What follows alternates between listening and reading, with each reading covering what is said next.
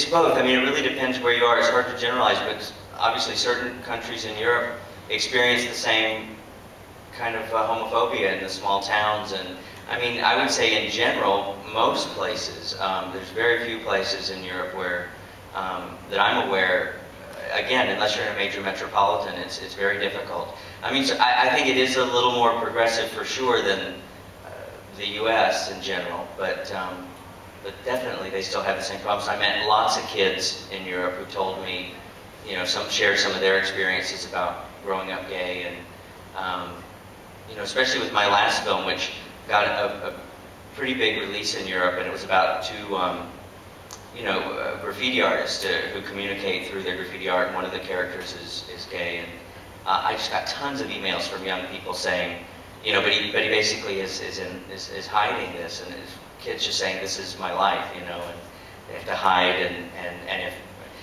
not, they're tormented at school, but certainly in the South in the U.S. it seems like it's a pinnacle for how bad it is. That's an element that's in the novel, and up until about 3 years ago, in like 3 or 4 states, North Carolina being one of them, if you had a driver's license, you could drive a school bus, and did, especially years ago. It was not uncommon for a 17, 18-year-old kid to drive the school bus and pick up the younger kids in that area, and that was actually Jim's experience, the author of the novel. I mean, his, you know, he was picked up in the school bus by, you know, just a slightly older kid. But yes, I think it still happens. I think you can still drive a school bus in North Carolina. There's someone else who had a question. Yes? It was a nice surprise to see. Rachel Lee Jones, I was listening to her music the whole time I was writing the script. When it came time to shoot the film, I didn't have the part cast. It was such a small part, and I just thought, you know, I'd love to have somebody kind of cool that I like, and music obviously is a huge thing for me in my films.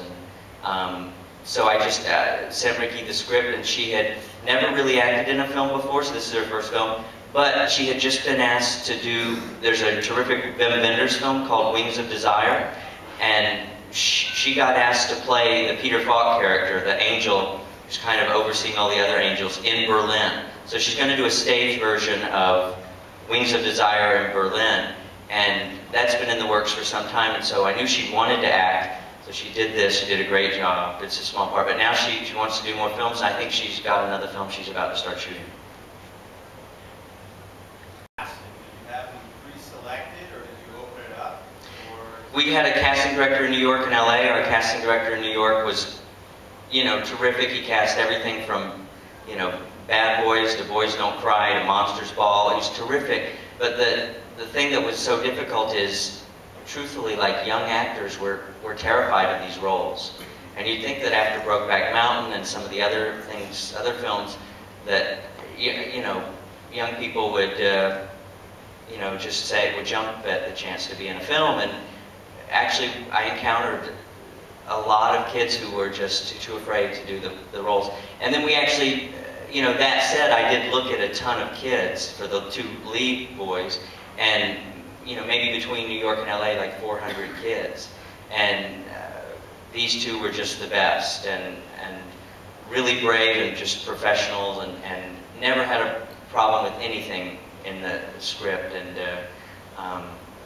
yeah, I thought I did a great job. The other roles, I was just a huge fan of Dinah Scarwood. I hadn't seen her in anything lately, and she lives in Savannah, kind of rejects the whole Hollywood thing, doesn't like LA, so she read the script and liked it, and she was awesome, and so low budget that some nights she was acting, and then at night she made us dinner. I mean, it was that kind of a family, small shoot. And Tom Ryan, who plays the father, is awesome. I loved him in, you know, his films with Hal Hartley, and so just basically whoever, the few actors that we made an offer to for the parents right away said yes and were available, and that's how that worked out.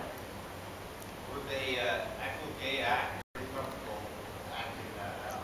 I think they just were true professionals, and whether they were gay or not, I mean, they just wanted to, they thought that the script was important and wanted to do it, and for a bunch of reasons, including that, and so, you know, the truth is I don't know for sure. I mean, I assume they're straight, but I don't think either of them had a girlfriend or boyfriend while we were shooting. So, but again, they were just such pros that it never came up. It was always about, you know, wanting to know who this character was and become that character, and that was really nice.